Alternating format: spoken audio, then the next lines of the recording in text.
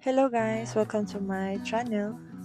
I-share ko sa iyo yung ganap ko kahapon guys. Actually kasama ko pala yung family ko. Yung mama ko, yung sister ko, yung little nephew ko, and my son.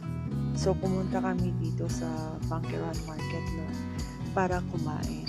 And at the same time, bumili na rin ng mga kakailanganin for preparation sa Holy Week.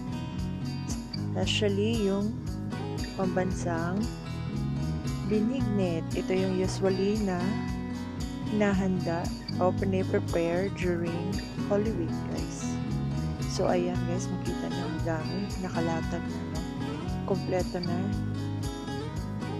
Marami kang pagpipilian guys. And andyan na lahat, nakalatag na. Hindi ka na mahirapang maghanap pa sa iba, yung ganito. Isang bilihan lang. At makompleto mo na yung ricados na binignit. Ayan, nakikita nyo ba yan? Yan yung mga prutas dyan. Nangmumura lang yan ngayon. Yung apple is 15 pesos. Yung orange naman dyan is 10 pesos guys. And sobrang sulit talaga pag bumili kayo dito. If you're in Davao, don't forget to visit her. Kasi mapapamura kayo sa sobrang mura.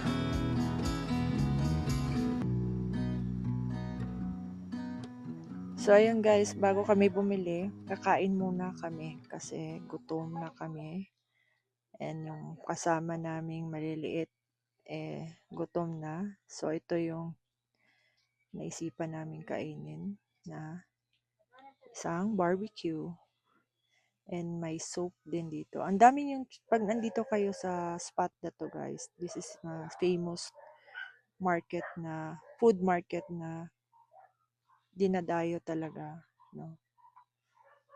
Ayan. Ito yung in-order namin.